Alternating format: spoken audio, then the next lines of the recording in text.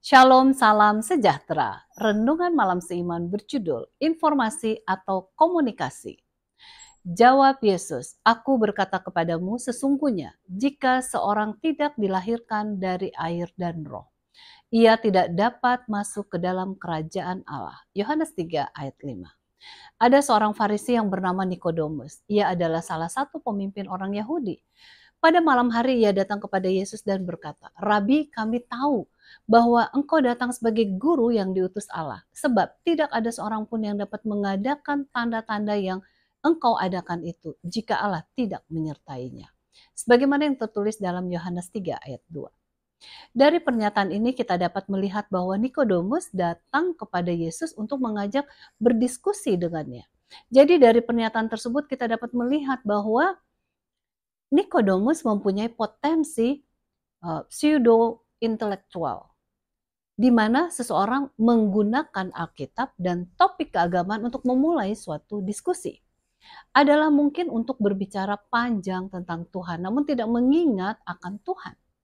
Mungkin saja ada anggota gereja yang selalu datang di gereja dan aktif, namun lari dari Tuhan secara pribadi oleh sebab sifat pseudo-intelektual ini. Nah, inilah yang telah dibuat oleh Nikodemus dengan mengajak Yesus untuk berdiskusi dengannya. Namun Yesus mengatakan, apa yang menjadi kebutuhanmu adalah dilahirkan kembali. Yesus mengizinkan Nikodemus untuk memimpin pembicaraan dengan apa saja yang dia pilih. Namun kapan saja Nikodemus berhenti, Yesus menekankan isu yang sebenarnya. Engkau harus dilahirkan kembali. Kecuali seorang dilahirkan kembali, ia tidak akan bisa melihat kerajaan Allah. Sebagaimana yang tertulis dalam Yohanes 3 ayat 3. Mengapa demikian? Oleh sebab kelahiran baru atau pertobatan sajalah yang memberikan kepada kita kapasitas untuk mengenal Allah yang tidak pernah kita kenal sebelumnya. Maka hanya melalui kelahiran baru, hubungan dengan Tuhan itu dimulai.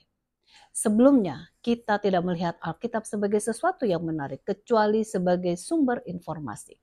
Tetapi bila Allah telah bekerja dalam mempertobatkan kita melalui Roh Kudus-Nya, maka kita dapat mengerti makna dalam mempelajari Alkitab dan berkomunikasi dengan Tuhan. Pengertian akan kebenaran Alkitab tidak tergantung banyak kepada kuasa intelek sehingga kita dapat meneliti dan merindukan kebenaran tersebut.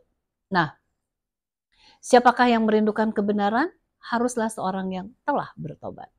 Tidak ada seorang yang merindukan kebenaran kecuali dia telah dilahirkan kembali.